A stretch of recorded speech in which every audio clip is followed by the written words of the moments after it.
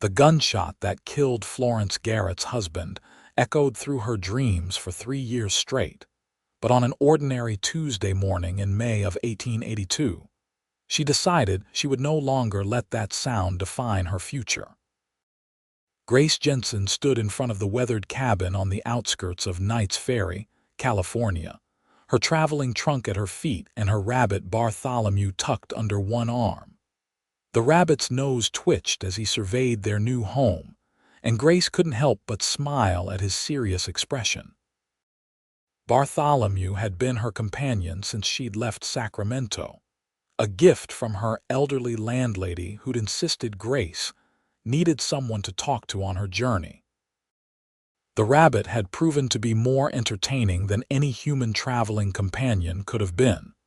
With his habit of tilting his head at precisely the wrong moments and his tendency to thump his back foot whenever Grace sang off-key. The cabin next door looked dark and uninviting, with shutters that hung slightly crooked and a porch that seemed to sag under the weight of its own existence. Grace had been told in town that her neighbor was a cowboy named Florence Garrett, a man who kept to himself and hadn't been seen smiling in anyone's memory. The general store owner had warned her that Florence wasn't unfriendly exactly, but he wasn't the welcoming type either. Grace didn't mind. She'd come to Knights Ferry to start fresh, to build a seamstress business away from the painful memories of Sacramento, where her parents had both died of fever the previous winter. At 22 years old, she was ready to make her own way in the world, and she didn't need a cheerful neighbor to do it. Still, as she fumbled with the key the land agent had given her, she couldn't help but glance toward that somber-looking house and wonder about the man who lived there. Bartholomew squirmed in her arms, and Grace set him down on the porch. The rabbit immediately hopped to the edge and peered down at the 3 steps leading to the dusty ground below. Grace watched as he carefully made his way down each step, pausing between each one as if calculating the mathematical probability of survival. When he reached the bottom, he looked back up at her with what could only be described as pride. "Very impressive," Grace said, gathering her skirts to follow him. "Now don't go far. I don't know what kind of predators they have out here." Bartholomew's response was to hop directly toward the neighboring property. "Bartholomew, no," Grace called, but the rabbit had already crossed the invisible boundary between her yard and Florence Garrett's. She hurried after him, her boots kicking up small clouds of dust. "Bartholomew, come back here right now." The rabbit stopped at the base of Florence's porch steps and sat back on his haunches, his front paws tucked against his chest. Then, to Grace's complete mortification, he let out a series of honking sounds that she'd learned meant he was either very happy or very determined to be annoying. Given the circumstances, she suspected the latter. The front door of the dark cabin opened, and a man stepped out onto the porch. Grace's first thought was that he looked exactly like someone who hadn't smiled in years. Florence Garrett was tall and lean, with shoulders that seemed to carry an invisible weight. His dark hair needed cutting, hanging past his collar in the back, and his face was covered with several days' worth of stubble. His eyes were a striking pale blue, but they held no warmth as they moved from the honking rabbit to Grace. "I'm so sorry," Grace said, rushing forward to scoop up Bartholomew. "We just arrived and he got away from me. I'm Grace Jensen, your new neighbor." Florence nodded once, a curt acknowledgement that might have been polite in some contexts but felt distinctly cool in this one. "Florence Garrett." His voice was deep and rough, as if he didn't use it often. Grace waited for him to say more, but he just stood there, looking at her with those empty eyes. Bartholomew chose that moment to honk again, and Grace felt her cheeks flush with embarrassment.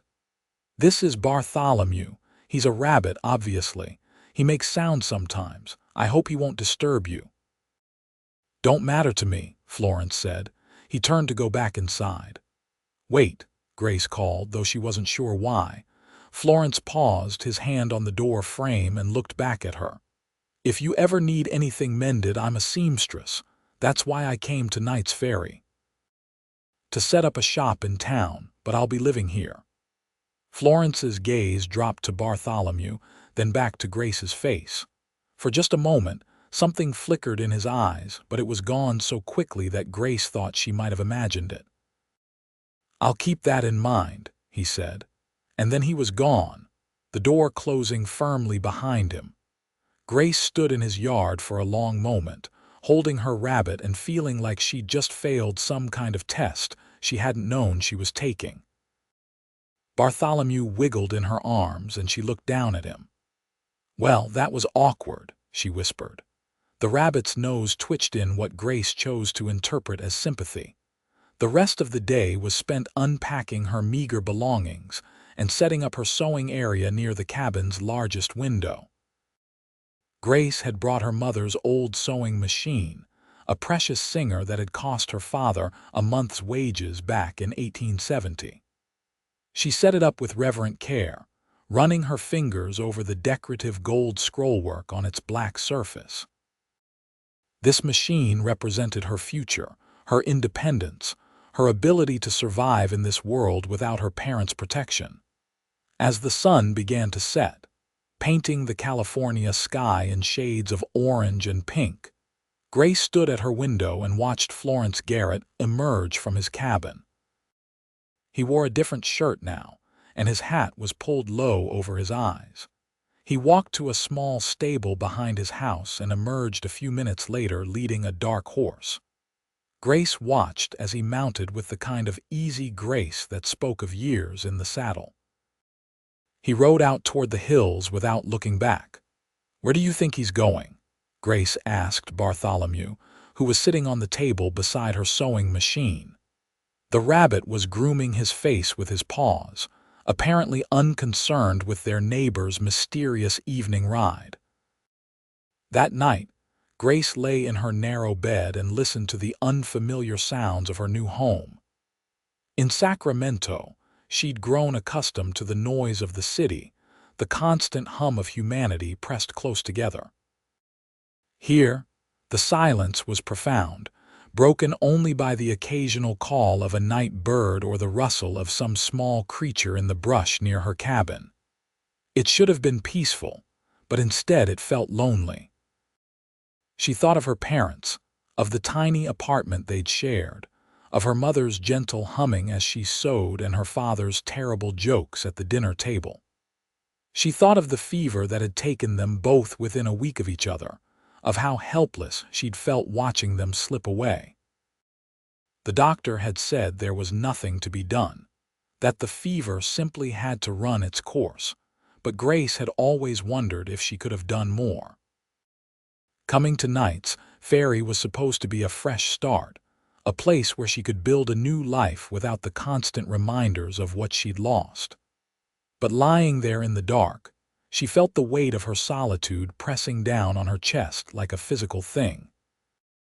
Bartholomew thumped his foot against the floor where he slept in a box filled with straw, as if reminding her that she wasn't entirely alone. Grace smiled into the darkness and closed her eyes. The next morning, Grace woke to the sound of hammering. She sat up, disoriented for a moment before remembering where she was. Sunlight streamed through the thin curtains, and Bartholomew was standing on his hind legs against his box, clearly ready for breakfast. After feeding the rabbit some carrots and greens she'd purchased in town the day before, Grace dressed and went to investigate the hammering. She found Florence Garrett on her porch, nailing down a loose board she hadn't even noticed was loose. "Good morning," she said, stepping outside. Florence looked up briefly, nodded, and went back to his hammering. Grace waited, but he didn't offer any explanation for why he was repairing her porch. "Thank you for fixing that. You didn't have to." "It needed doing," Florence said, driving another nail home with 3 efficient strikes. "Somebody could have gotten hurt. Still, it's kind of you." Grace wrapped her arms around herself, feeling awkward in her nightdress and wrapper. She should have taken the time to dress properly before coming outside, but she hadn't expected to find her taciturn neighbor doing repairs on her property. Florence stood, testing the board with his boot before nodding in satisfaction. He gathered his tools and turned to leave, but Grace spoke again before he could descend the steps. "Would you like some coffee? I was about to make some." Florence paused, and Grace could see him considering. For a moment she thought he might actually accept, but then he shook his head. "Thank you, no. I need to get to work." "What kind of work do you do?" Grace asked, genuinely curious. "Ranch work, mostly. I sign on with different spreads when they need extra hands." Florence's answers were economical, offering no more information than absolutely necessary. "That must be interesting," Grace said, though she wasn't sure if it actually was or if she was just trying to keep the conversation going. Seeing different ranches, different cattle. Florence's expression didn't change. "It's work." He descended the porch steps and headed back toward his own cabin. Grace watched him go, feeling that same sense of failure she'd experienced the day before. There was something deeply sad about Florence Garrett, something that went beyond mere unfriendliness or antisocial tendencies. He moved through the world like a ghost, present but not really there, going through the motions of living without any apparent joy in it. She spent the morning walking into Knights Ferry proper, a 20-minute journey on foot. The town was small but bustling, with a main street that hosted a general store, a saloon, a bank, a doctor's office, and several other businesses. Grace had already arranged to rent a small space above the general store for her seamstress shop, and she spent several hours that day moving her supplies into the space and setting up her second sewing station. The general store owner, a rotund man named Harold Perkins, helped her carry her boxes up the narrow stairs. "You settling in all right out there?" he asked, breathing heavily from the exertion. "That cabin hasn't been occupied in near about 2 years." "It's fine," Grace assured him. "A little dusty, but nothing I can't handle, and my neighbor fixed a loose board on my porch this morning." Harold's bushy eyebrows shot up. "Florence Garrett fixed your porch? Well, I'll be. That's the most neighborly thing I've heard of him doing since he came to town 3 years back." "He seems very sad," Grace said, then immediately felt guilty for gossiping about Florence. "I'm sorry, that's not my business." "No, you're right," Harold said, setting down a box with a grunt. "He is sad. Lost his wife about 3 years ago, right before he came here. Shot by raiders up in Oregon, from what I heard. He was riding home from town and found his whole ranch burned, his wife dead. They'd only been married a year." Grace's hand flew to her mouth. "That's terrible." "It is," Harold agreed. "He hasn't been the same since. Sold everything up there and drifted down this way. Works hard, keeps to himself, doesn't cause any trouble. But he's like a man who's just waiting for his own life to be over, if you know what I mean." Grace did know what he meant. She'd seen that same look in the mirror in the weeks after her parents died, that sense of simply existing without purpose. The difference was that she'd had Bartholomew to care for, and eventually the need to survive had pulled her back toward living. Florence Garrett had apparently never found his way back. That evening, Grace decided to bake bread. She wasn't the best cook. Her mother had always handled most of the meal preparation, but she could manage a decent loaf. As the bread baked in her small oven, filling the cabin with its warm, yeasty smell, she made a decision. When the loaves were done, she wrapped one in a clean cloth and carried it next door. She knocked on Florence's door and waited. When he opened it, he looked surprised to see her, his eyes dropping immediately to the bread in her hands. "I baked extra," Grace said, which was a lie but a harmless one. "I thought you might like some, to thank you for fixing my porch." Florence stared at the bread for a long moment, and Grace saw his throat work as he swallowed. "You didn't have to do that. I know, but I wanted to." Grace held out the wrapped loaf. "Please, it's just bread." Florence reached out slowly and took the bread, his rough fingers brushing against hers for just a moment. "Thank you," he said, and his voice was softer than she'd heard it before. "That's kind. You're welcome." Grace smiled at him, and for the first time, Florence didn't immediately retreat. He stood there in his doorway, holding the bread like it was something precious, and Grace saw a flicker of something human in his pale eyes. "Your rabbit," Florence said suddenly. "Bartholomew. That's an unusual pet," Grace laughed. "He is. My old landlady gave him to me when I left Sacramento. Said I needed company on the journey. Turns out she was right. He's very opinionated for a rabbit." "Opinionated," Florence repeated, and the corner of his mouth twitched. It wasn't a smile, not quite, but it was something close to it. "Oh yes. He has very strong feelings about the proper time for meals and the quality of his carrots. And he makes these honking sounds when he's displeased, which you heard yesterday. I think he was judging the dust levels in your yard." The twitch happened again, a little more pronounced this time. "Can't blame him for that. It is pretty dusty." "Well, this is California," Grace said. "I think dust is just part of the arrangement." Florence nodded, and for a moment they stood there in companionable silence. Then he seemed to remember himself and stepped back into the shadows of his cabin. "Thank you for the bread," he said again. "You're welcome. Good night, Florence." "Good night, Miss Jensen." Grace walked back to her own cabin feeling absurdly pleased with herself. It had been a small interaction, barely a real conversation, but it felt like progress. She'd made Florence Garrett's mouth almost smile, and that seemed like an accomplishment worth celebrating. The next few weeks fell into a pleasant rhythm. Grace spent her days in town, working in her shop and taking in commissions from the women of Knights Ferry. She mended torn work shirts, hemmed dresses, and even made a few garments from scratch for customers who could afford such luxuries. The work was steady if not lucrative, and Grace found satisfaction in the familiar movements of needle and thread, the hum of her sewing machine, the transformation of raw fabric into something useful and beautiful. In the evenings, she would return to her cabin and care for Bartholomew, who had developed a routine of his own.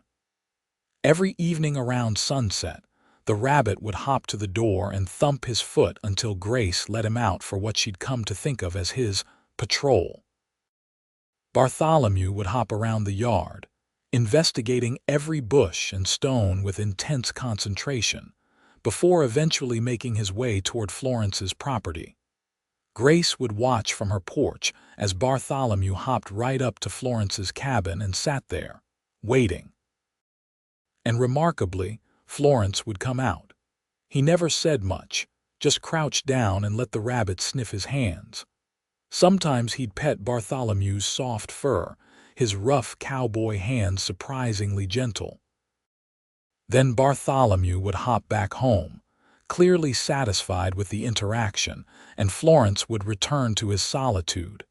It became a strange little ritual, this nightly rabbit visitation, and Grace found herself looking forward to it. She started timing her own porch sitting to coincide with Bartholomew's patrol, and gradually she and Florence began to exchange greetings. "Evening, Miss Jensen." "Good evening, Florence. Did you have a good day?" "Good enough." "You, very good, thank you. I made 3 dresses today." These conversations were brief and superficial, but they were something. And slowly, so slowly that Grace almost didn't notice it happening, they began to grow longer. One evening in June, about a month after Grace had moved in, a summer storm rolled through Knights Ferry. The sky opened up with a sudden violence that was startling in its intensity, rain coming down in sheets that turned the dust to mud within minutes. Grace stood at her window, watching lightning fork across the sky and counting the seconds until thunder followed. A knock at her door startled her. She opened it to find Florence standing on her porch, soaking wet. "Your roof," he said, pointing upward. "You've got a leak starting in the corner there.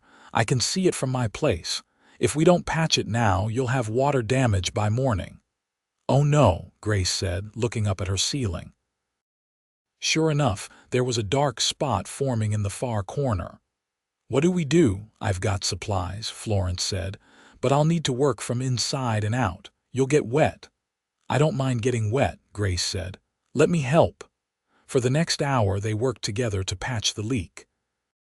Florence climbed up onto the roof despite the rain, while Grace held a lantern and handed him tools and supplies from the window. The rain plastered his shirt to his back, highlighting the lean muscle beneath, and his hair dripped water into his eyes. But he worked with focused efficiency, his hands sure and steady even in the storm. When the patch was finally secure, Florence climbed back down and stood dripping on Grace's porch.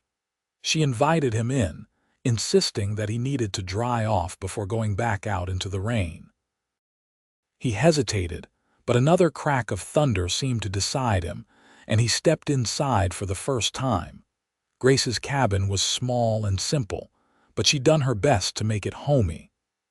Curtains hung at the windows, and her mother's old quilt was draped over the back of the single chair. Her sewing machine sat in pride of place near the window, and bolts of fabric were stacked neatly on a shelf her father had built years ago. Bartholomew was in his box, looking disgruntled about the storm. When he saw Florence, he hopped out and approached, nose twitching. "Let me get you a towel," Grace said, rummaging through her trunk. She found one and handed it to Florence, who dried his face and hair with economical movements. "Thank you," he said, handing the towel back. "I should go." "At least wait until the worst of the storm passes," Grace said. "I'll make coffee." Florence looked like he wanted to argue, but another roll of thunder made him nod. He stood awkwardly in the middle of her small cabin while Grace busied herself with the coffee pot, very aware of his presence. He was the first person besides herself to be in this space since she'd moved in, and it felt strangely intimate to have him there. "You've made it nice," Florence said, looking around. "Homey." "Thank you, I'm trying. It's hard to make a new place feel like home, but I'm working on it." Grace poured coffee into 2 tin cups and handed one to Florence. Their fingers brushed again, and she felt a little jolt of awareness at the contact. They sat, Florence in the chair and Grace on the edge of her bed, the only 2 places to sit in the small cabin. Bartholomew hopped over to Florence and sat on his boots, apparently unconcerned with personal boundaries. "He likes you," Grace observed. "He doesn't like most people." "He's a good rabbit," Florence said, looking down at Bartholomew with something that might have been fondness. "Smart." "Very smart. Sometimes too smart." Grace sipped her coffee, trying to think of something to say that wouldn't sound foolish or intrusive. "Harold at the general store told me you came here from Oregon." Florence's expression closed off immediately, and Grace regretted bringing it up. But after a long moment he nodded. 3 years ago needed a change. "I came from Sacramento," Grace offered. "My parents died last winter, fever. I couldn't stay there anymore, too many memories." Florence looked up at her, and for the first time his eyes held something other than emptiness. "I'm sorry. Losing your parents, that's hard. It is." Grace wrapped both hands around her coffee cup, drawing comfort from its warmth. "But staying there was harder. Everything reminded me of them. I thought a fresh start somewhere new might help." "Does it?" Florence asked. "Help, I mean." "Sometimes," Grace said honestly. "And sometimes it's just different, but different is better than drowning in the same sadness every day." Florence was quiet for a long time, staring down at his coffee. When he spoke again, his voice was rough. "My wife died 3 years ago." Raiders attacked while I was in town. They burned everything, killed her." He paused, his jaw working. "Her name was Margaret. We'd been married just over a year." "I'm so sorry," Grace whispered, her heart breaking for the pain in his voice. "I couldn't stay there either. Sold everything and left. Thought distance might help, but the truth is, it doesn't matter where I go. She's still gone." Florence set his coffee cup down on the floor, his hands shaking slightly. "Every day I wake up and for just a second I forget, and then I remember, and it's like losing her all over again." Grace felt tears prick at her eyes. She understood that feeling, that cruel moment between sleeping and waking when everything was normal before reality came crashing back. "I know," she said softly. "I know exactly what you mean." They sat in silence for a while, the storm raging outside but somehow distant now. Bartholomew had fallen asleep on Florence's boots, his sides rising and falling with tiny breaths. "You think it gets easier?" Florence asked eventually, and he sounded so lost that Grace wanted to reach out and hold his hand. "I think it gets different," she said. "The grief is always there, but gradually other things start to fill in around it. Little joys, small pleasures. Eventually you have more good moments than bad ones, and the bad ones aren't quite so devastating." "I haven't had many good moments these past 3 years," Florence admitted. "Mostly I just work and sleep and try not to think too much." "That sounds lonely." "It is." Florence looked up at her, and his pale eyes were shining with unshed tears. "It's very lonely." On impulse, Grace reached out and took his hand. His fingers were rough and calloused, warm despite the rain that had soaked him. He looked down at their joined hands in surprise, but he didn't pull away. "You don't have to be alone," Grace said. "I mean, if you wanted company sometimes, for coffee or dinner or just sitting on the porch, Bartholomew and I would be happy to share our company with you." Florence's throat worked as he swallowed hard. "I'm not good company, Miss Jensen. I've forgotten how to be around people." "Grace," she corrected gently. "Call me Grace. And I don't think you've forgotten, you just need practice." He looked at her for a long moment, and Grace could see him struggling with something internal. Finally, he squeezed her hand gently before letting go. "Grace," he said, testing out her name. "I'm Florence." "I know," she said with a small smile. "It's nice to properly meet you, Florence." The corner of his mouth twitched, that almost smile she'd seen before. "Nice to properly meet you, too." The storm eventually passed, and Florence went home. But something had shifted between them that night. Some invisible wall had developed a crack. The next evening, when Bartholomew made his usual patrol, Florence came out as always.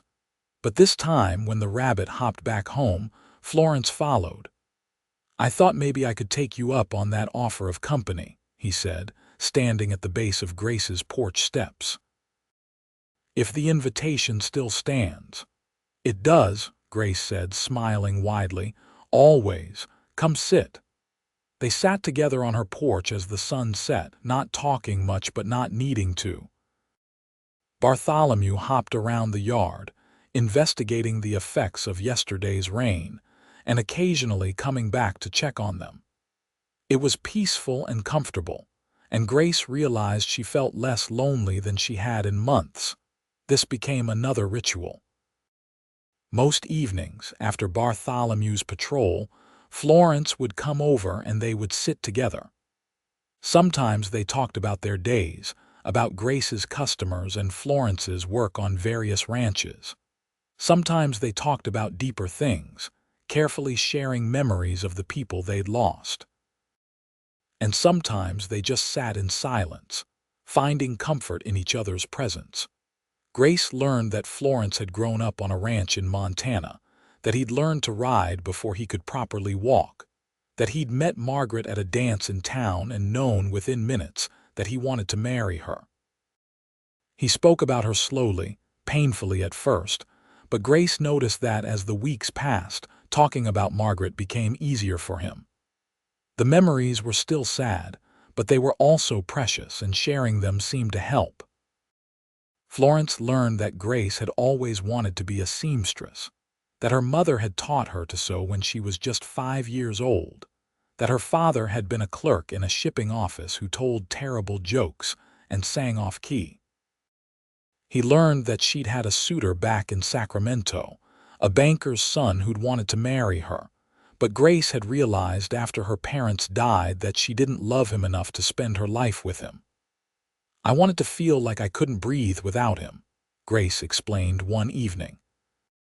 "Like my mother felt about my father. She used to say that loving him was as necessary as air, and when he died, it was like drowning. I wanted that kind of love, not a practical arrangement with a man who was pleasant enough but didn't make my heart race." "Did your heart race when you saw him?" Florence asked. "No," Grace admitted. "It just beat at its regular pace, steady and unexcited. I figured if I was going to commit my life to someone, I should at least feel something more than mild fondness." Florence was quiet for a moment. "Margaret made my heart race," he said softly. "Every single day, even after we were married, I'd see her across the room and my breath would catch." "That's how it should be," Grace said. "That's the kind of love worth having." As summer deepened, Grace's business began to thrive.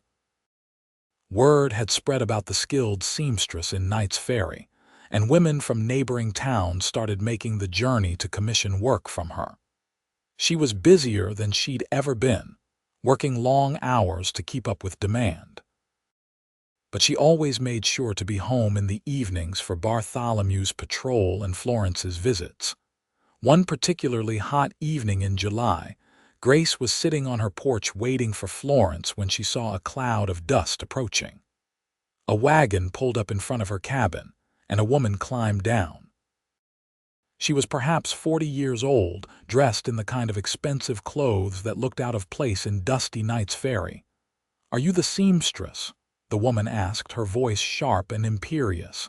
"I am," Grace said, standing. "Grace Jensen. I need a dress for my daughter's wedding. Something fine, better than the local seamstresses can manage. I was told you're skilled." "I'd like to think so," Grace said carefully. The woman's tone was setting her teeth on edge, but business was business. "When is the wedding?" "3 weeks. Can you manage it?" 3 weeks was tight for a custom dress, especially a fancy one, but Grace needed the money. "Yes, I can manage it, but I'll need to take your measurements and discuss design preferences. Can you come to my shop in town tomorrow?" The woman looked around with obvious distaste. "This is where you live. How provincial." "Very well, I'll come to your shop at 10 o'clock tomorrow morning. Don't be late." She climbed back into her wagon and drove off without another word, leaving Grace feeling irritated and slightly insulted. She was still standing there, frowning after the departed wagon when Florence arrived. "Who was that?" he asked, looking at the dust cloud disappearing down the road. "A potential customer. A very rude potential customer." Grace sighed and sat back down. "She wants a fancy dress for her daughter's wedding, and she made it clear she thinks I'm beneath her." Florence's jaw tightened. "You're not beneath anyone." The fierce protectiveness in his voice made Grace's heart skip a beat. She looked up at him and found him watching her with an intensity she hadn't seen before. "Thank you," she said softly. "I mean it," Florence said, sitting down beside her. "You're kind and talented and strong. That woman should be grateful you're willing to work for her." "Well, her money spends the same as anyone else's," Grace said pragmatically. "And I need the work. But thank you for saying that. It means a lot." They sat together as the sky darkened, and Grace found herself very aware of Florence beside her. Somewhere along the way, he'd stopped being her sad, mysterious neighbor and had become her friend. But lately, she'd started feeling something more than friendship, something that made her heart beat a little faster when he smiled at her, something that made her want to reach out and touch him. She wondered if he felt it too, this subtle shift. Sometimes she caught him looking at her with an expression she couldn't quite read, something soft and yearning. But he never acted on it, and Grace didn't know if that was because he didn't feel the same way or because he wasn't ready to feel anything for anyone yet. The next day, the rude woman, whose name turned out to be Mrs. Catherine Harrington, came to Grace's shop. She brought her daughter, a sweet-faced girl of 19 who looked mortified by her mother's behavior. "Mother, please," the girl, whose name was Emily, whispered as Mrs. Harrington criticized the quality of Grace's measuring tape. "Miss Jensen is doing us a favor by taking this commission on such short notice." "Nonsense," Mrs. Harrington snapped. "We're paying her good money. She should be grateful for the work." Grace bit her tongue and continued taking measurements. Emily apologized with her eyes, and when her mother was distracted examining a bolt of silk, she whispered, "I'm so sorry. She's always like this." "It's all right," Grace whispered back. "I'm used to difficult customers." The dress design they eventually settled on was beautiful, an ivory silk gown with intricate beading on the bodice.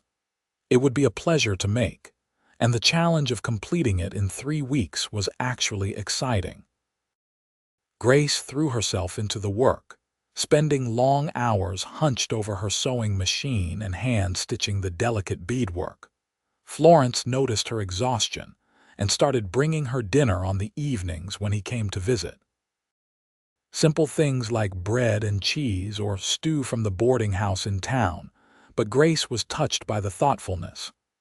One evening he found her fallen asleep at her sewing machine, her face pressed against the silk she'd been working on. "Grace," he said softly, touching her shoulder. She woke with a start, disoriented.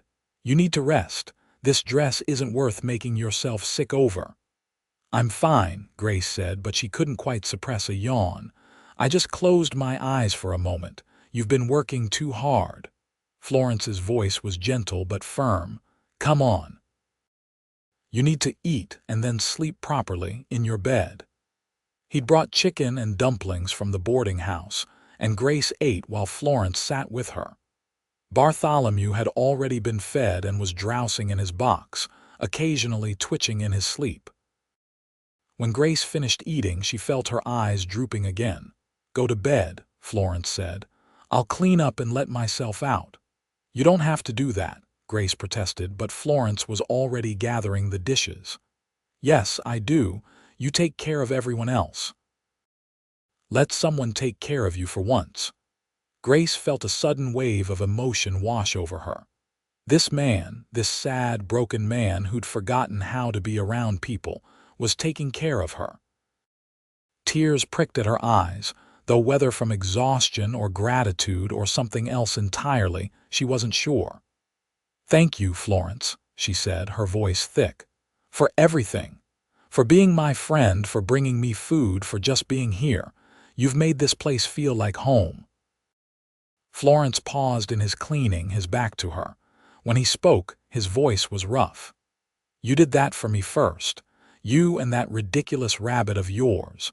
You reminded me that life can still have good moments, even when it feels like it shouldn't." Grace stood and walked over to him. She reached out and touched his arm, and he turned to face her. They were standing very close, close enough that she could see the flecks of darker blue in his pale eyes, close enough to count the freckles on his nose that she'd never noticed before.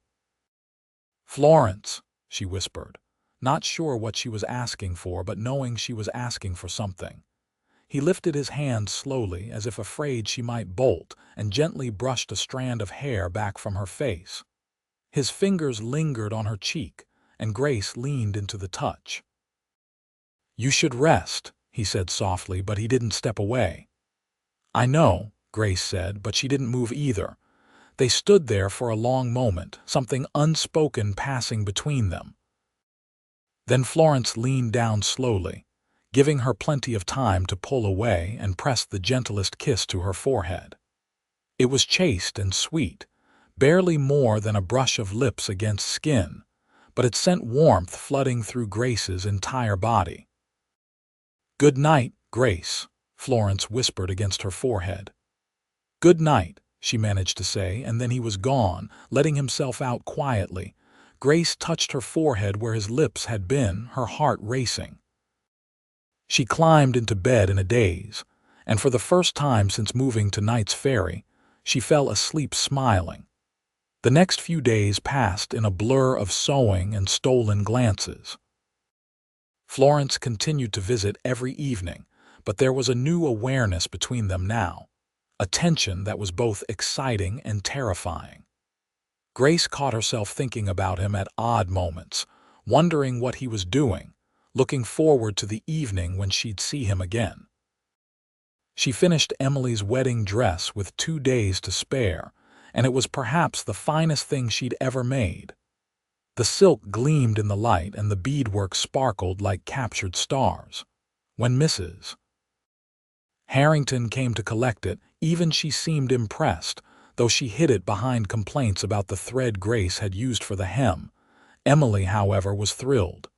"It's perfect," she breathed, holding the dress up against herself. "Miss Jensen, you're an artist. Thank you so much." "You're very welcome," Grace said, genuinely pleased. "I hope you have a beautiful wedding." Mrs. Harrington paid, though she made a show of counting the money carefully as if she suspected Grace might cheat her. When they finally left, Grace felt a huge sense of relief. The dress had been beautiful and challenging work, but she didn't think she could handle many more customers like Mrs. Harrington. That evening, Florence arrived to find Grace in a celebratory mood. She'd bought a bottle of wine in town, a rare extravagance, and insisted that they toast to the completion of her most ambitious project yet. "To beautiful dresses and difficult customers who pay well," Grace said, raising her tin cup filled with wine. "To talented seamstresses who work too hard," Florence countered, clinking his cup against hers. They drank, and the wine was sweet and warming. Bartholomew hopped around their feet, clearly feeling left out of the celebration. Grace laughed and gave him an extra carrot, which he accepted with dignity before hopping away to eat it in the corner. "I never thanked you properly for all the help you've been," Grace said, settling back in her chair. The wine was making her feel brave, loosening the tongue that wanted to say things she usually kept locked inside. "The dinners you brought, the company, just being here, it meant everything." "You don't need to thank me," Florence said. He was leaning against the porch railing, his hat pushed back on his head. The evening sun caught the angles of his face, highlighting the strong line of his jaw, the curve of his lips. "I wanted to do it." "Why?" Grace asked, then immediately felt foolish for asking. "I mean, you didn't owe me anything. You could have just stayed in your own cabin and kept to yourself like before I moved in." Florence was quiet for a long moment, looking out at the darkening sky. "Because you made me want to stop hiding," he finally said. "You and Bartholomew, you showed up next door with all your life and energy and hope, and you reminded me that the world is still beautiful even though terrible things happen in it." Grace felt her breath catch in her throat. "Florence." He turned to look at her, and the expression on his face made her heart pound. "I'd forgotten what it felt like to look forward to something, to wake up in the morning and think about the evening when I'd get to see you. I'd forgotten what it felt like to care about someone. You care about me?" Grace asked, her voice barely above a whisper. Florence pushed off from the railing and came to kneel in front of her chair. He took her hands in his, and his eyes were intense as they searched her face. "I care about you," he said, "more than I thought I could care about anyone again. And I know it hasn't been that long, and I know I'm probably still a mess of grief and broken pieces, but Grace, you make me want to try. You make me want to be whole again." Tears spilled down Grace's cheeks. "You're not as broken as you think you are. I see you, Florence. I see how strong you are, how kind. I see the man you are under all that grief." "What do you see?" he asked, and he sounded almost afraid of the answer. I see a man who fixes his neighbor's roof in the rain, a man who brings dinner to a tired seamstress and makes her rest, a man who's gentle with a silly rabbit and patient with a woman who talks too much. Grace reached up and cupped his face with one hand. I see a man I could fall in love with, a man I think I'm already falling in love with. Florence's eyes closed and he leaned into her touch. I don't know if I remember how to do this, how to love someone, how to be loved. Neither do I, Grace admitted. I've never done this before, not really, but maybe we can figure it out together. Florence opened his eyes and they were bright with tears. I'd like that, I'd like to try. Then try, Grace whispered. Kiss me properly this time, not on the forehead like I'm a child, but like you mean it. A smile broke across Florence's face, a real smile, wide and genuine and transformative. It lit up his whole face, chasing away the shadows that had lived there for so long. And then he was standing, pulling Grace up with him, and his lips were on hers. The kiss was everything Grace had dreamed it might be. Florence kissed her like she was precious and necessary, like she was air and water and home. His hands came up to frame her face, holding her gently as if she might break, and Grace's hands fisted in his shirt, pulling him closer. The kiss deepened, and Grace felt like she was falling and flying at the same time, dizzy with the rightness of it. When they finally broke apart, both breathing hard, Florence rested his forehead against hers. I think I'm falling in love with you too, he whispered. Actually, I think I already fell. I was just too scared to admit it. Grace laughed, the sound full of joy. When did you know? The night of the storm, I think. When you took my hand and told me I didn't have to be alone, something in my chest that had been frozen for 3 years started to thaw. He pulled back slightly to look at her. When did you know? I'm not sure exactly. It happened gradually, like the sun rising. But I knew for certain a few days ago when you kissed my forehead. I went to bed thinking about you and woke up thinking about you, and I realized I wanted to do that every day for the rest of my life. Florence kissed her again, softer this time, a gentle promise. I can't offer you much. I don't have a ranch anymore or much money. I'm just a cowboy who hires out for work. I don't need much, Grace said. I have my sewing. I can support myself. I just need you and honesty and a chance to build something real together. You have all of that, Florence promised. I swear to you, Grace, I'll spend every day trying to be the man you deserve. You already are, Grace said. You just have to believe it. They spent the rest of the evening on the porch, wrapped in each other's arms, talking about everything and nothing. Bartholomew hopped out at one point, took one look at them sitting together, and thumped his foot in what Grace chose to interpret as approval before hopping back inside. Over the following weeks, Florence began to laugh again. It started small, just quiet chuckles at Bartholomew's antics or Grace's stories about her customers. But gradually, the laughter came more easily, more often. Grace would say something amusing, and Florence would throw his head back and laugh, the sound rusty at first, but becoming smoother with practice.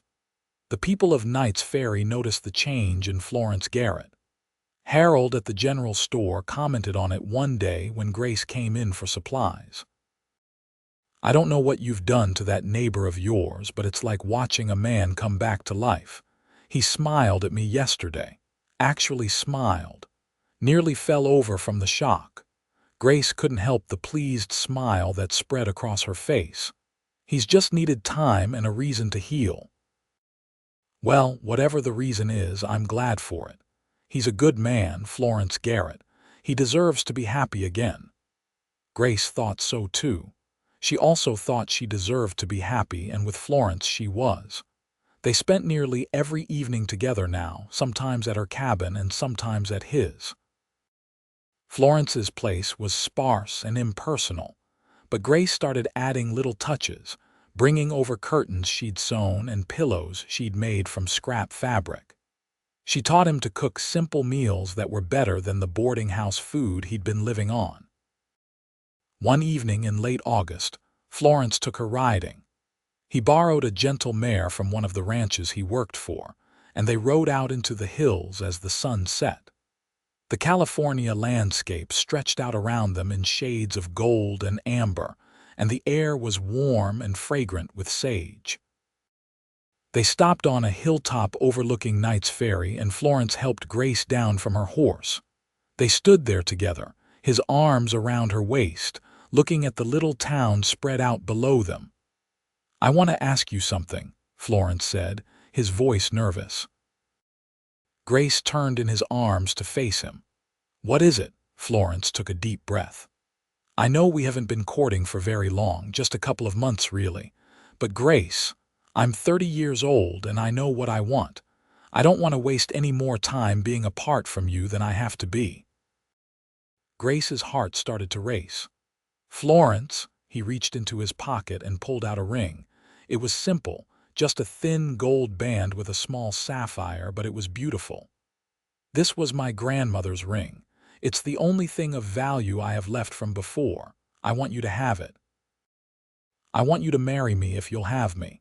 Tears flooded Grace's eyes. "Yes," she said without hesitation. "Yes, I'll marry you. I love you, Florence."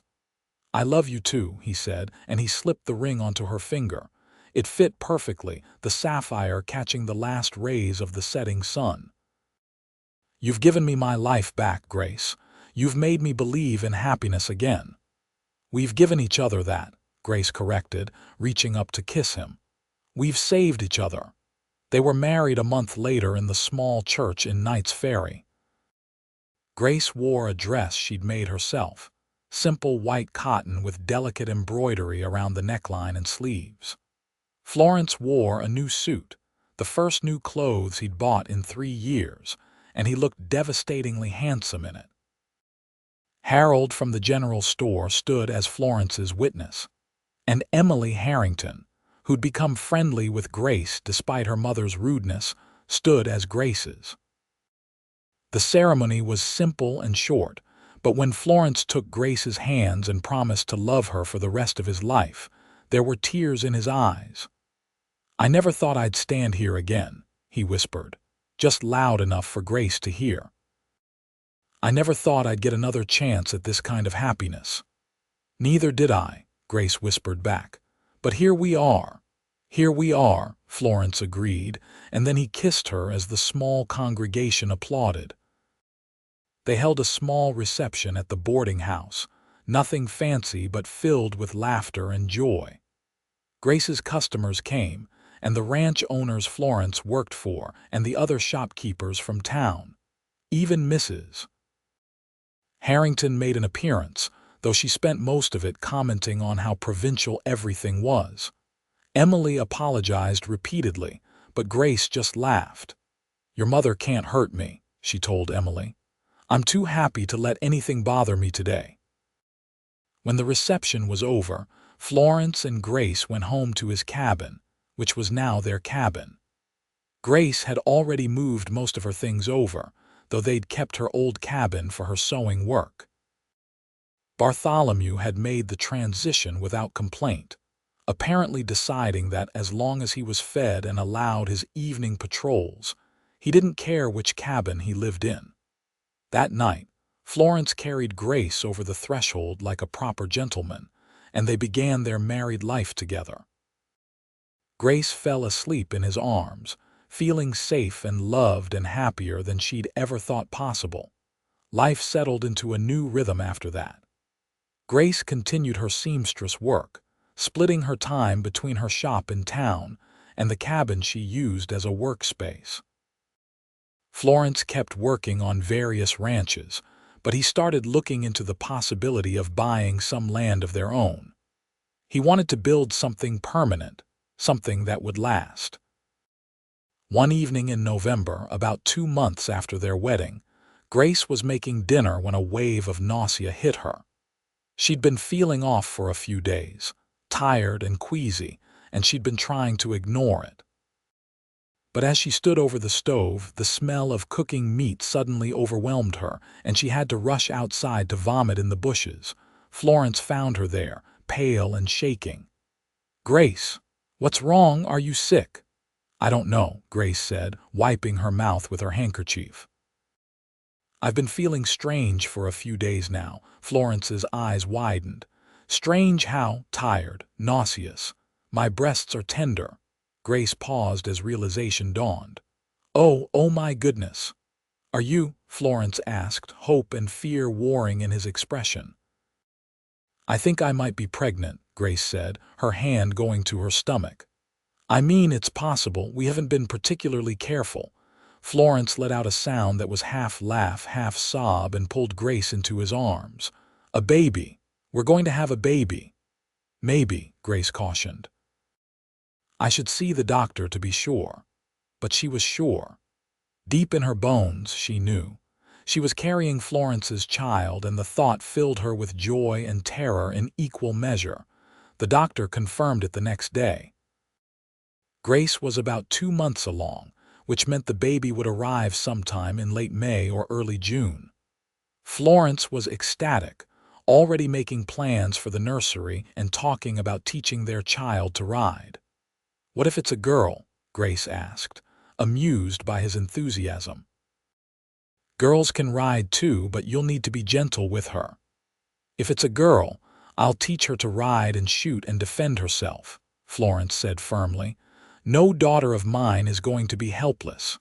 Grace loved him even more for that. Not all men thought women should be capable and independent, but Florence wanted their daughter, if they had one, to be strong. As Grace's pregnancy progressed, Florence became increasingly protective. He insisted she rest more, that she not work such long hours. He took over most of the cooking and cleaning, despite working full days himself. Grace protested that she wasn't made of glass, but secretly she was touched by his concern. Bartholomew seemed to sense the change too. The rabbit became more careful around Grace, not jumping on her lap as often and always gentle when he did. He also became more protective, thumping his foot whenever someone approached that he didn't recognize. "He's going to be a good big brother," Grace said one evening, watching Bartholomew hop around the cabin. Florence laughed, that wonderful sound that had become common now. "That rabbit is ridiculous," he said fondly. "But yes, he will be." Winter passed, cold but not unbearable in the California climate. Grace continued to work, though she reduced her hours as her pregnancy advanced. Florence saved every penny he could, determined to buy them a piece of land. He talked to ranchers and farmers, looking for someone willing to sell a few acres at a price he could afford. In February, opportunity knocked. Old Mr. Patterson, who owned a ranch just outside Knights Ferry, had decided to retire and move to San Francisco to live with his daughter. He was selling off parts of his land, and when Florence approached him, they struck a deal. For a price that took nearly all of Florence's savings, they purchased 20 acres with a creek running through it. "It's not much," Florence said, showing Grace the land, "but it's ours. We can build a house, run some cattle, maybe a few horses. We can make a life here." Grace looked around at the land, at the rolling hills and the clear water of the creek, and felt tears prick her eyes. "It's perfect. It's exactly perfect." They began making plans immediately. Florence would start building a house in the spring, working on it whenever he had free time from his ranch work. It would take a while, maybe a year or more, but that was all right. They had time. In late May, as the California wildflowers were blooming in riot of colors, Grace went into labor. Florence rode frantically to fetch the doctor, while Harold's wife, who'd become friendly with Grace, stayed with her. The labor was long and difficult, lasting nearly 20 hours, and there were moments when Florence feared he might lose Grace. But in the end, just as the sun was rising on a new day, their son was born. He came into the world screaming, his tiny fists waving in the air, and the doctor announced that he was healthy and strong. Florence held his son for the first time with shaking hands, staring down at the tiny red face in wonder. "He's perfect," he whispered. "Grace, he's absolutely perfect." Grace, exhausted but glowing, smiled up at them. "He looks like you, he has your nose." "Poor kid," Florence said, but he was grinning. "What should we name him?" They discussed names endlessly during Grace's pregnancy, never quite settling on one. But now, looking at their son, Grace knew exactly what he should be called. "James," she said. "After my father, James Garrett." Florence's eyes filled with tears. "James, that's perfect. Hello, James. Welcome to the world, son." Little James Garrett proved to be a happy, healthy baby. He ate well and slept reasonably well, and he seemed fascinated by everything around him. Bartholomew was deeply suspicious of the baby at first, but gradually warmed up to him. By the time James was 2 months old, the rabbit would hop over to his cradle and sit nearby, as if keeping guard. Grace recovered from the birth slowly but surely, and by July she was feeling almost back to normal. She'd continued to take sewing commissions throughout her pregnancy, and now she worked with James sleeping nearby in his cradle. She'd made several tiny outfits for him, each one more elaborate than the last, and Florence teased her about spoiling their son. "He's a baby," Florence said, holding up a tiny shirt with intricate embroidery. "He's just going to spit up on this." "I don't care," Grace said cheerfully. "I want him to have beautiful things." Florence could only shake his head and smile. He was so happy it sometimes scared him, this feeling of contentment and joy. He kept waiting for something to go wrong, for tragedy to strike again, but Grace reminded him that he couldn't live his life in fear. "We're allowed to be happy," she told him one evening as they sat on the porch watching the sunset. James was asleep in her arms, and Bartholomew was doing his evening patrol. "What happened to Margaret was terrible, and you'll always carry that with you. But you're also allowed to have this new life, this new happiness. She would want that for you." "I know," Florence said, "and I don't feel guilty anymore, not really. I'll always love Margaret, she was my first love. But you're my forever love, Grace. You and James, you're my whole world now." Grace leaned against his shoulder, careful not to jostle the sleeping baby. "And you're ours." Work on their house progressed slowly but steadily. By the time James was 6 months old, the frame was up and the roof was on. By his first birthday in May of 1884, the house was finished enough to move into. It was a simple 2-story structure with 3 bedrooms, a kitchen, a sitting room, and a porch that wrapped around 2 sides. Grace cried when she saw it finished. "It's beautiful, Florence. You built this with your own hands." "I built it for you," Florence said, pulling her and James close. "For our family. This is our home, Grace, really and truly ours." They moved in the next week, bringing all their belongings from the cabin. Bartholomew approved of the new house, particularly the large porch where he could do extended patrols.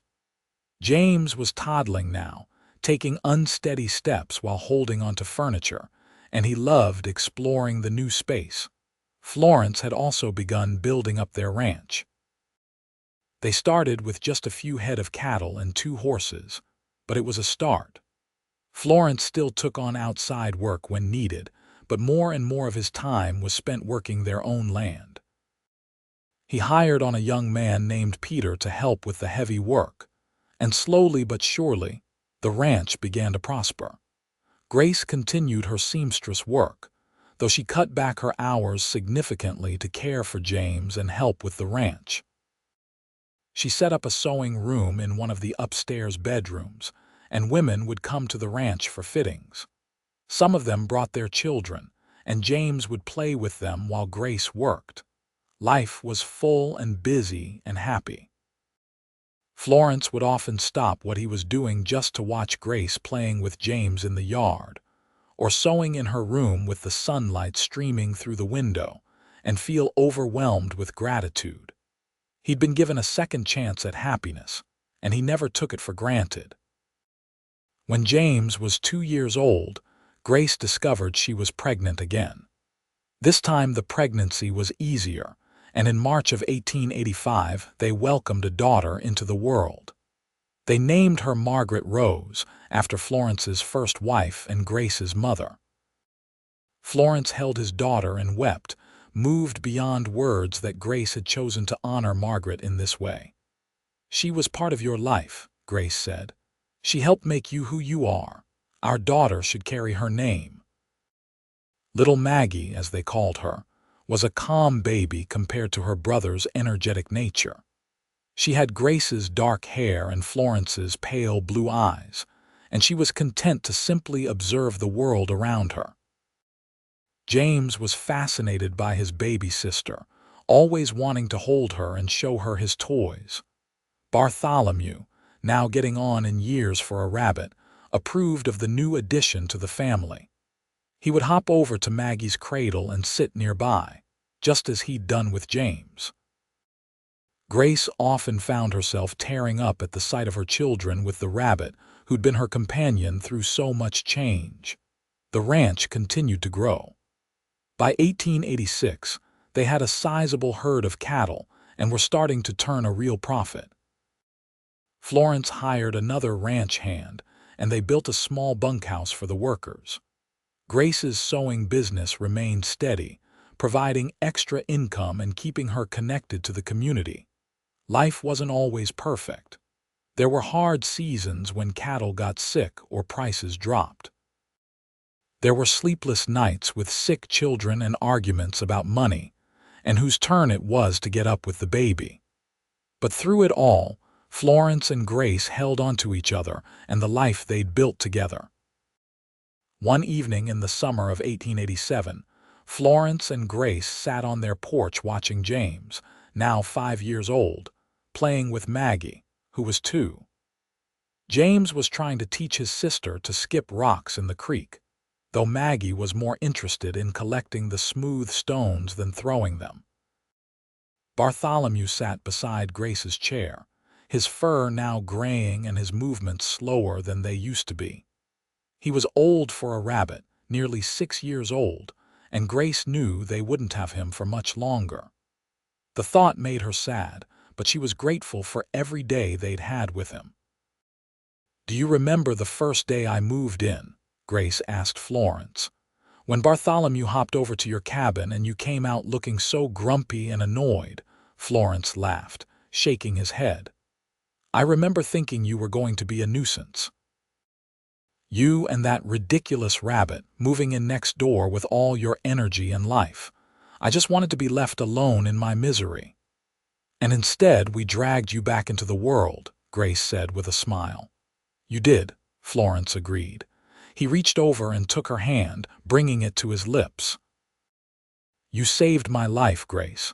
I was just existing before you came along, going through the motions without really living. You reminded me why life is worth living." "You saved mine too," Grace said softly. "After my parents died, I felt so lost. Coming here, meeting you, building this life together, it gave me purpose again. It gave me a family." They sat in comfortable silence for a while, watching their children play. Then Florence spoke again, his voice thoughtful. "Sometimes I still can't believe this is my life. That I get to wake up every morning next to you, that I have these beautiful children, that I have a home and land of my own. After what happened to Margaret, I never thought I'd have any of this again." "You still think about her?" Grace asked. It wasn't a jealous question, just curious. They'd always been honest with each other about Florence's past. "Sometimes," Florence admitted, "but it doesn't hurt the way it used to. The grief isn't raw anymore. Now when I remember her, it's with gratitude for the time we had together, and sadness that it was cut short, but not that crushing pain I used to feel. You helped heal that wound, Grace.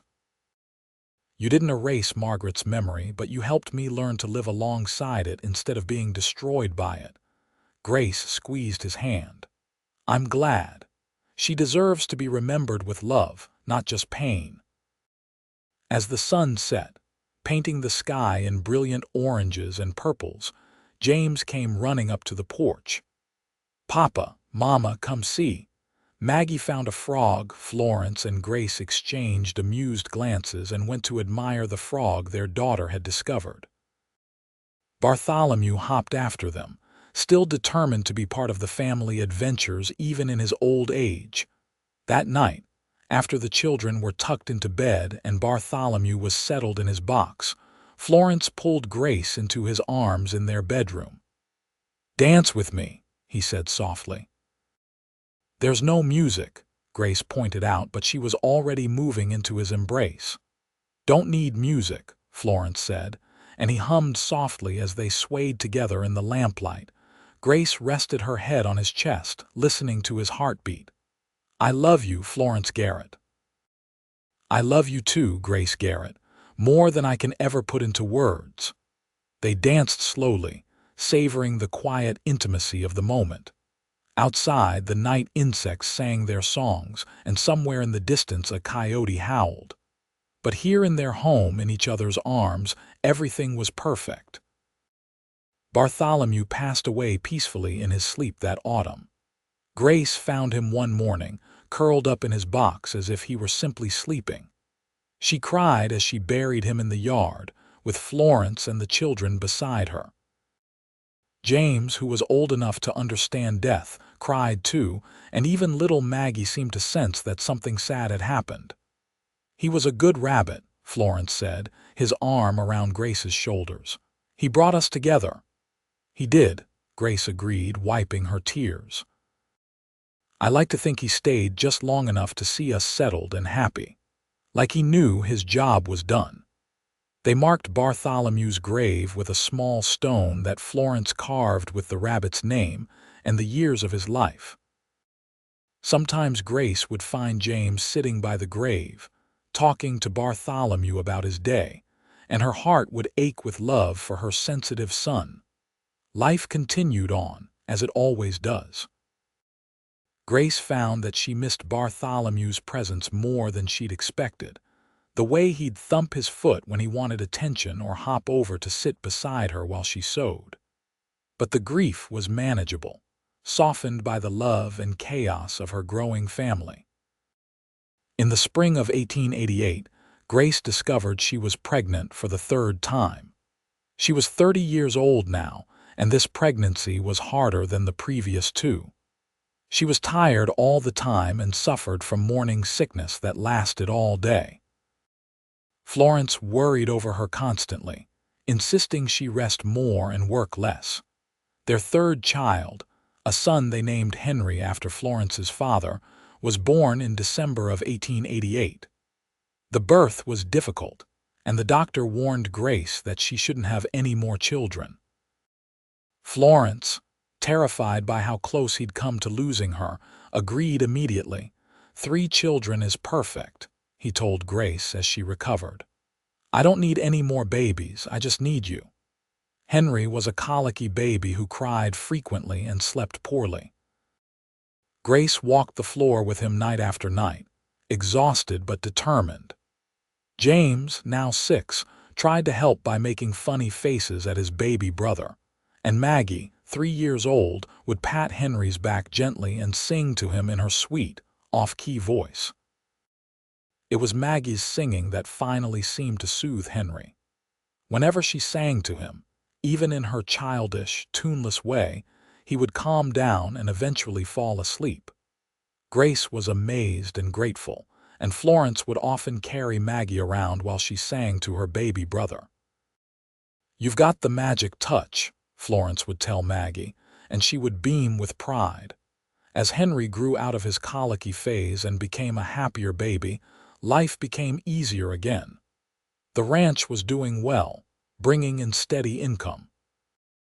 Grace's seamstress business had expanded, and she now had 2 women from town working for her part-time, helping fulfill all the orders that came in. Florence had built her a separate building on their property for the sewing business, giving her space away from the chaos of the house.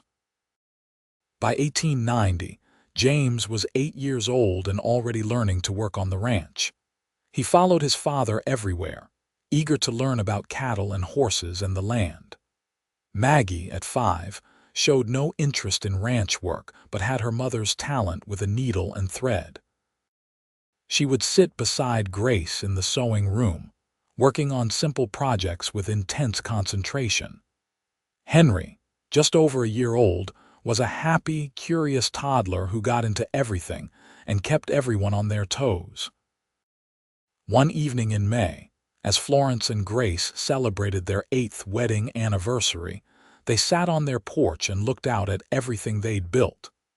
The house stood solid and welcoming. The barn and outbuildings were well maintained, and their cattle grazed peacefully in the fields. Inside, their 3 children slept safe and sound. 8 years, Grace said wonderingly. It feels like both forever and no time at all.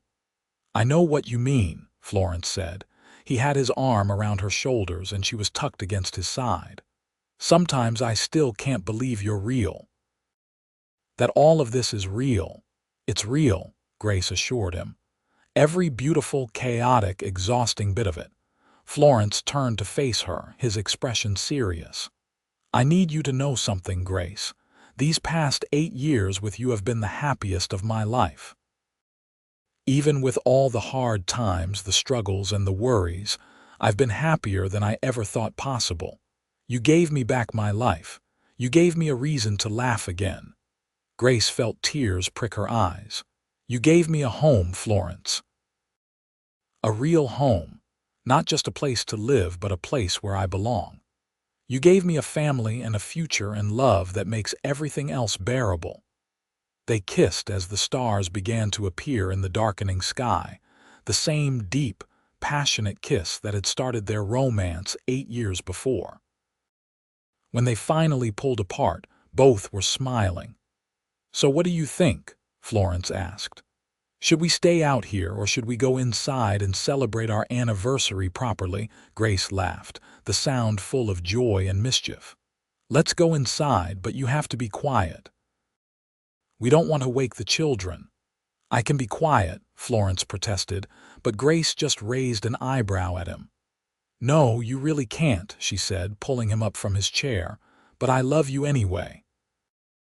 They went inside their home, their sanctuary, the place they'd built together from dreams and hard work and stubborn determination. Behind them, the California night settled over the ranch, peaceful and perfect. The years continued to pass, each one bringing new challenges and new joys. James grew into a capable young man who loved ranching as much as his father did. Maggie developed into a talented seamstress and eventually took over much of Grace's business, freeing Grace to spend more time with Henry, who proved to be the most academic of their children. At age 8, Henry could already read better than most adults in town, and he dreamed of one day going to university. Florence's hair began to silver at the temples, and Grace found laugh lines forming around her eyes. They aged together, growing comfortable in their love the way only people who have weathered life's storms together can. They still sat on their porch most evenings, though now their children were often with them, sharing their own stories and dreams.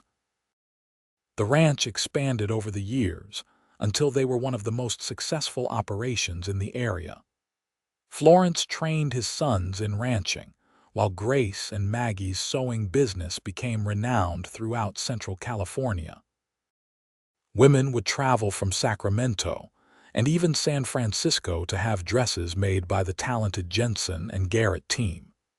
In 1899, when James turned 17, he announced that he wanted to buy some land of his own and start his own ranch. Florence was proud and sad in equal measure, but he helped his son find good land at a fair price. James married a year later, a sweet girl named Martha from a neighboring ranch, and by 1901 he'd made Florence and Grace grandparents with the birth of their granddaughter, Clara. Holding his granddaughter for the first time, Florence felt tears stream down his face. "I never thought I'd have this," he told Grace. "When I was at my lowest after Margaret died, I couldn't imagine ever being happy again. I certainly couldn't imagine this, holding my son's child, surrounded by family and love. But here you are," Grace said softly, watching him with their granddaughter. "Here we all are." Maggie married in 1903 at age 20 to a lawyer from Knights Ferry named Thomas Reynolds. They settled in town, and Maggie continued to work in the sewing business while helping her husband with his practice. Henry, meanwhile, did indeed go to university, attending Berkeley and studying literature of all things. Florence didn't entirely understand his youngest son's passion for books, but he supported it anyway, proud that his son was getting an education he himself had never had. As the new century dawned and aged, Florence and Grace settled into a comfortable routine. They were in their 50s now, their children grown and making their own ways in the world. The ranch was profitable and well established. Grace's sewing business was thriving under Maggie's management. They could have retired and lived comfortably on what they'd built. But neither of them wanted to stop working. Florence still rode out each morning to check on the cattle and work alongside his ranch hands. Grace still took special commissions for wedding dresses and elaborate gowns. They found joy in their work, in the physical proof of what their hands could create. On a warm evening in May of 1910, Florence and Grace celebrated their 28th wedding anniversary. They sat in their usual spots on the porch, watching the sunset paint the sky in familiar colors. Their grandchildren, now numbering 5 from James and Martha's, 3 children and Maggie and Thomas's 2, played in the yard under the supervision of their parents. 28 years, Florence said, shaking his head in wonder. "I'm 62 years old, and more than half my life has been spent with you." "And what a life it's been," Grace said. At 54, she was still beautiful in Florence's eyes, her face lined with the marks of laughter and love. "We've built something remarkable, you and I." "We have," Florence agreed. He reached over and took her hand, his fingers automatically finding their familiar place between hers. "And I'd do it all again in a heartbeat. Every struggle, every sleepless night, every moment of fear and worry, because it led to this. To us, to our children, to this life we've made." Grace squeezed his hand. "Do you remember the first time you smiled after I moved in? Really smiled, not just that little twitch at the corner of your mouth?" "I do," Florence said. "It was when you told me about Bartholomew judging the dust in my yard. I tried so hard not to smile, but you were just so ridiculous and earnest and funny that I couldn't help it. And I remember thinking, oh no, this woman is going to turn my life upside down. And did I?" Grace asked, though she knew the answer. "Absolutely," Florence said. "Best thing that ever happened to me." As the sun finally dipped below the horizon and the first stars appeared, their children and grandchildren came up onto the porch to say good night. James shook his father's hand and kissed his mother's cheek. Maggie hugged them both tightly. Henry, home from Berkeley where he now taught, embraced his parents with fierce love. The grandchildren gave enthusiastic, sticky kisses and demanded stories about the funny rabbit Grandma used to have. The same stories they'd heard 100 times but never tired of. Florence and Grace obliged, telling again the tale of Bartholomew's first visit to Florence's cabin, how he'd honked at the grumpy cowboy until Florence couldn't help but come outside. "And then what happened?" little Clara asked, even though she knew. "Then your grandmother moved in next door," Florence said, pulling Grace closer against his side. "And slowly but surely, she and that ridiculous rabbit taught me how to laugh again. They reminded me that life is worth living even when your heart is broken. They saved me. We saved each other, Grace corrected, as she always did. We saved each other, Florence agreed. After everyone had left and the house was quiet, Florence and Grace remained on the porch. They sat in comfortable silence, holding hands and watching the stars multiply in the darkening sky. The night insects sang their songs, and somewhere in the distance, cattle lowed softly. "I'm glad you moved next door," Florence said finally. "I'm glad you fixed my porch," Grace replied. "I'm glad you brought me bread. I'm glad you came to visit after Bartholomew's patrols." They could have continued this game for hours, listing all the small moments that had led them from neighbors to friends to lovers to life partners. But instead, they simply sat together, content in the knowledge that they'd found something rare and precious. They'd found each other when they both needed it most, and they'd built a life that honored both their pasts and their future. Florence Garrett, the somber cowboy who hadn't smiled in 3 years, who thought his life was effectively over at 31, had learned to laugh again. He'd learned to love again, to hope again, to build again. And it was all because a seamstress and her funny rabbit had moved in next door and refused to let him stay lost in his grief. Grace Jensen, who'd lost her parents and her home and come to Knights Ferry looking for a fresh start, had found more than she'd ever dreamed possible. She'd found a partner who understood loss and chose love anyway. She'd found a home that was truly hers, built with her own hands and heart. She'd found a family that filled all the empty spaces inside her. Together, they'd created something beautiful out of shared sadness. They'd built a ranch, a business, and most importantly, a love that would endure long after they were gone. Their children would tell their children about the somber cowboy and the seamstress with the funny rabbit, and the story would become family legend. But for now, in this moment, Florence and Grace were simply content. They sat together on their porch, hands clasped, hearts full, watching the stars come out one by one over the California hills they called home. They'd survived loss and grief and found their way to joy.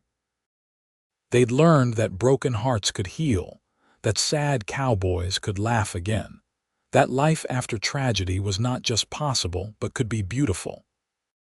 And as Florence looked at Grace, really looked at her in the starlight, he felt the same surge of love and gratitude he'd felt on their wedding day 28 years before. "Thank you," he said softly. "For what?" Grace asked. "For everything," Florence said simply. "For showing up next door with your rabbit, and your kindness, and your determination to make friends with a man who wanted to be left alone. For teaching me that it was okay to be happy again. For giving me a reason to wake up every morning with hope instead of dread. For this life, Grace. Thank you for this beautiful life." Grace leaned her head against his shoulder, blinking back tears. "The pleasure has been entirely mine, Florence Garrett, entirely mine." They sat there together as the night deepened around them. Two people who'd found each other when they most needed finding, who'd built something lasting and true out of the wreckage of their separate griefs.